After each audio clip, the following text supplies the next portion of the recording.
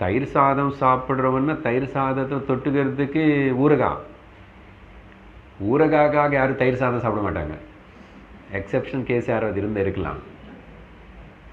அப்படி தயிர் சாதத்துக்கு நடுவில் தொட்டுக்கிறதுக்கு அது எது முக்கியமானு தெரியணும். இப்போ இங்கே ஏன்னா லோகத்தில் 2 எக்ஸ்ட்ரீம் பீப்புள் இருப்பாங்க. 2 எக்ஸ்ட்ரீம்ஸ். என்னன்னா சில பேர் கர்மயோகமே போதும், நான் நல்லா இருக்கேன், நான் நல்ல மனிதனை, நான் கோவிலுக்கு போவேன், நான் 10 ரூபாய் தானம் கொடுப்பேன், யாரும் எதுவுமே சொல்ல மாட்டேன், இப்படியெல்லாம் பண்ணுவேன், பண்டிகை கொண்டாடுவேன், நித்திய கர்மா அதெல்லாம் பண்ணுவேன், இதெல்லாம் செய்கிற கர்மா. நிறைய பேருக்கு லோகத்தில் அதே போதுங்க. ஒரு நாளைக்கு ஃப்ளாஷ் மாதிரி ஞானம் வரும்